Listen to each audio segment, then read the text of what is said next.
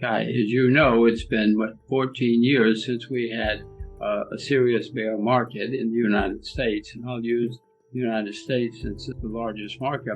And that has never happened in American history. We've never had such a long period without serious economic and financial problems. Doesn't mean it's not going to go for 24 years or 44 years, but it never has. So whatever is happening, we're getting towards the end. We see some of the signs. Inflation is rising again. Interest rates are rising again. We see new entries coming into new investors coming into the market, and they call up their friends and say, I've discovered this new thing called the stock market, and it's fun, and you can make money, and it's easy. It's easy to make money. So all the signs that the world has seen many times before are happening again. I don't know how much longer this will go on. I'm not selling short, not yet. But I do see worrying signs for the markets and therefore the world economy. Since we're talking about the markets, the most worrying sign are all the new entries and the developing hysteria which is taking place. These are signs that happen at the top of markets. It's happened many times. If you haven't experienced it, you might have read about it. And that's what's worrying me probably the most, because markets can go up and down and do all sorts of strange things. But eventually, it's the investors who call the tune. And if we have a lot of speculative, uneducated or inexperienced, I guess is a better word, inexperienced investors, it worries me. The banks, that's just another sign that happens near the end of bull markets. People don't think you can make mistakes. They think that everything is fine now. And they have a fairly long experience without many mistakes or big mistakes. So they think this is normal. They think we always would just make money. All we got to do is just show up and make money. These are all worrying signs. One of the main lessons of history is that people don't learn the lessons of history. It's all right there. All you do is read your history and you can see, but people don't learn. Central banks keep printing money and governments keep borrowing and spending money. The U.S. government borrows gigantic amounts of money every day. Look at Tokyo. Oh my gosh, you cannot believe how much they borrow and spend. It's going on around the world. And I'm not suggesting this is good for the world, Kai. I'm not suggesting it's good for you or me or our children. But that's what's happening. I don't know. And it's usually something that something will happen and we will not pay much attention. It'll be a small country or a small industry or something. And not many of us will recognize what's going on. In 2007, Iceland went bankrupt. But nobody cared. Nobody paid attention. Of course, until everybody paid attention. It was on the evening news by 2008, and we all knew there was a problem. That's the way it usually works, or historically it works. So I don't know what the final straw will be, but I know that few of us will recognize it as it's happening. At the moment, anyway, the system still works, and the U.S. can print and spend and borrow and spend.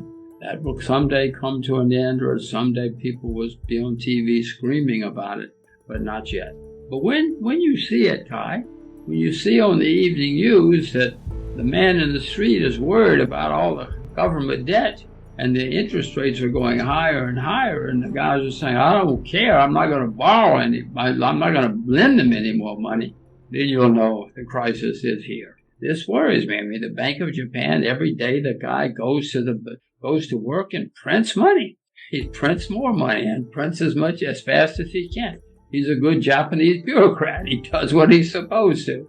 And this is going to lead to many, many problems, not just in Japan, not just in the U.S., everywhere. Kai, you're in Germany. Even the Germans have problems now. There are German cities that have big debt problems. Germany. My gosh, in my lifetime, that Germany was the paragon of virtue. Not anymore. The Japanese birth rate and the population have been declining for many years. The population has been declining since 2010. That's, 13, 14 years now.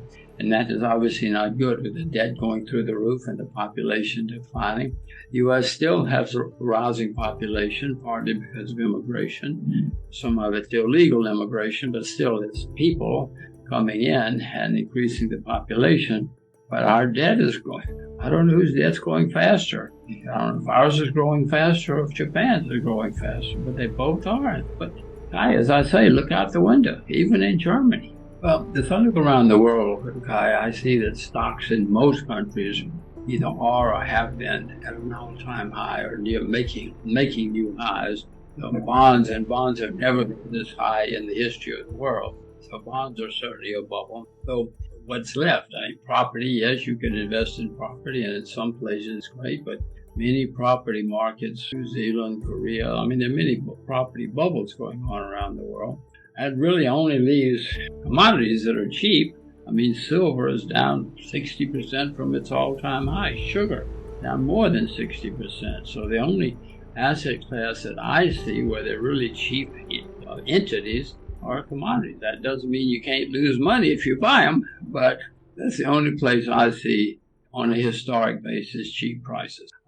No, I think I see that some prices are make me happy because they're cheap and I can buy them. Agriculture is cheap, for instance, I think. So there are some prices that are cheap, and that makes me happy because maybe I can make some money investing in them. But I guess U.S. stock prices make me unhappy, to use your words, because there are bubbles developing. I mean, Apple goes up every day. You know, it's been a great company. That does not mean it's going to be a great stock forever. Back once upon a time, in the market, there was the Nifty 50. And the wisdom was, if you buy these 50 companies, you don't ever have to worry about the stocks. Just buy them and forget them. You know how that wound up. But this has happened often in history. In the 20s, Radio Corp of America, I mean, my radio was new and it was a gigantic stock. Stock went straight through the roof, always, every week, every day. I mean, 1929 came along and ended that story, but I mean, this has happened before, Guy. All these young, or I should say not young, but inexperienced investors coming in and talking about how easy it is. It's not the first rodeo. Electric cars, which are coming, electric vehicles, use much more copper than petrol cars or gasoline cars. These are simple facts.